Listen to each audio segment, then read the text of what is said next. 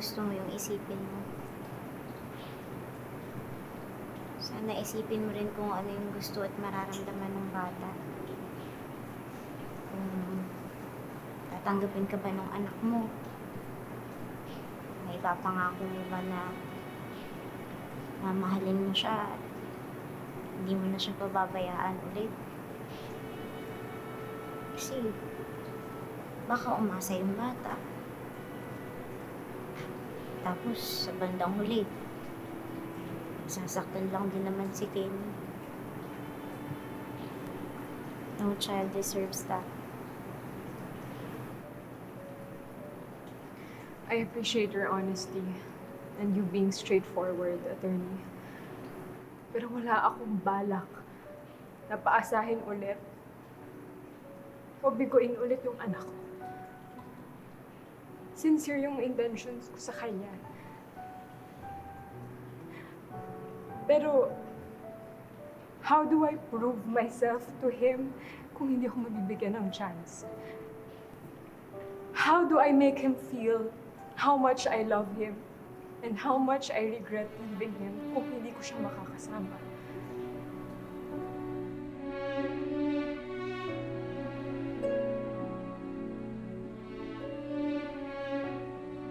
Alam kong malaki ang pagkukulang ko kay Kenny. Pero lahat naman ng tao nagkakamali, di ba? Ang importante, natututo at desididong makabawi.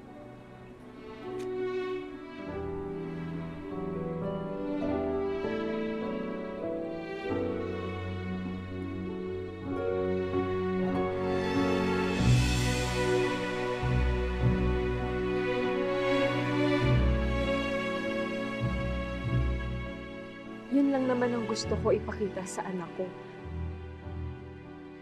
Na nagsisisi na ako at nagbago na ako. I want to prove to him na hindi ko na ulit siya ine-neglect. At magiging mabuting ina na ako sa kanya.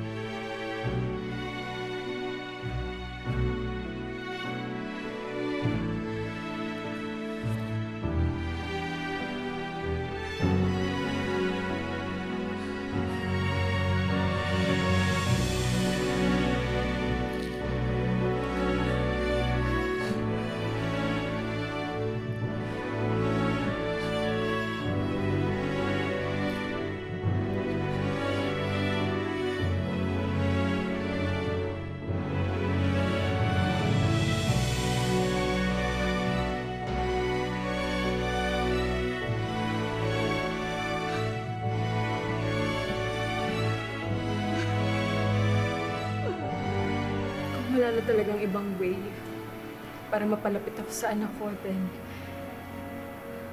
I guess I have to do this.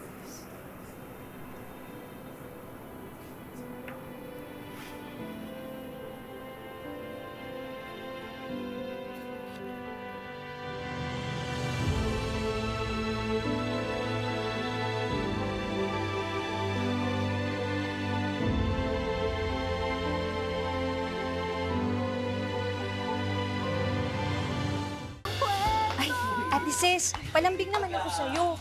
Pwede ikaw muna tumao dun sa tindahan kasi kukunin ko yung mga bago kong paninda. Ang dami kong bagong paninda. Ang dami kong bagong produkto, ate. Nasaan na si Ramir? Ilabas niyo yung asawa ko! Sino nagbigay sa'yo ng karapatan para pumasok sa pamamahay ko na walang paalam, ha? At bakit dito may hinahanap ang asawa mo? Anong malay namin kung nasaan siya? Ses, huwag kang magmaang-maangan. Alam ko na walang ibang pupuntahan si Ramir kundi dito sa punggok na buwisit niyang anak na si Lynette. Kaya pwede ba, ilabas niyo na lang yung asawa ko dahil gusto ko siyang makausap. Wala dito si Lilith. Ilang araw na siyang hindi umuwi dito dahil may pinagdadaanan siya. At kahit kung nasaan man siya, sigurado ako na hindi niya tinatago ang tatay niya. Kaya pwede ba, ha? Umalis ka na dito at huwag ka nang babalik. Dahil kung hindi, madadampot kita sa mga tanod! Alam niyo, pag hindi ko makausap ngayon yung asawa kong si Ramir, kayo ang ipapapulis ko at pakakasuhan ko ng kidnapping. Umalis nga kayo dyan! Sige! Gawin mo! Para mapahiya ka! Hindi kami natatakot sa'yo. Dahil wala kami ginagawang masama.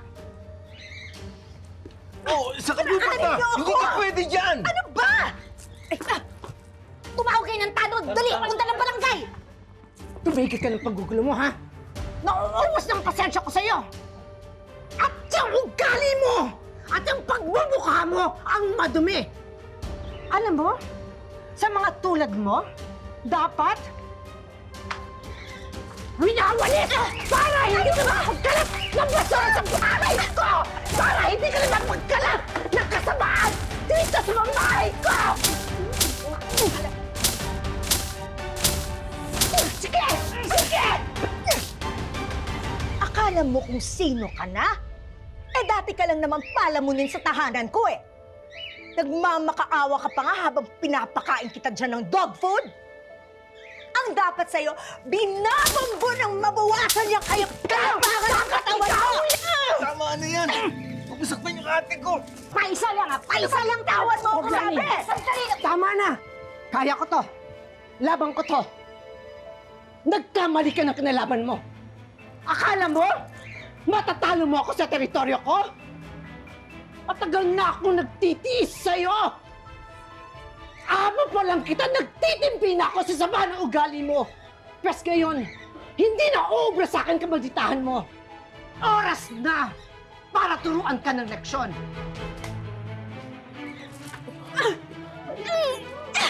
Tina! Tina! Dahil mo! Dahil gutom na gutom itong babae dito! Papakain ko na sa kanya to! Ayan! Sige yan! Tikmin mo! Ayan! Kainin mo! Kainin mo yan! Kainin mo yan! Ano ka? Masarap ba? Aba mo! Sarili mo ka! Ano to? Pagbabayaan ko kayong dalawa ni Lilet! Sa barangay! Dali! Tanod! Subukan mo idamay si Lilet dito! Masigit pa ang gagawin ko dyan sa'yo! Hindi man ako ang tunay ng nanay, pero hindi ako papayag na saktan at pagmalapitan mo ang anak ko! Sige, subukan mo! Eto! Subukan mo! Umalis ka nga dyan! Umalis Hindi pa ka tayo na! tapos! Dahil sobra pang gagawin ko dyan sa'yo! Hindi pa tayo tapos!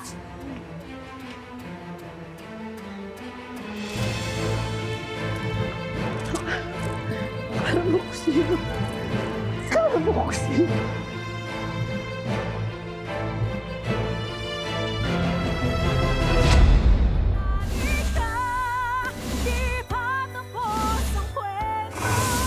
Try to understand, just because she's trying to fix things with Lilette doesn't mean that you're any less important. Instead of wallowing in a bad mood, why don't you try a different approach? What do you mean? Are you sure it's him? Nakita daw ni Hailey si Dad sa condo building where she's staying. Sa Oak Pines Residences. Eh, property tayo dun sa Pasig. I'm sure dun tumutuloy yung dad mo. Asahan mo, lahat ng gagawin ko para mapasaya ka. Para dumating yung araw, masasabi mong proud ka sa tatay mo.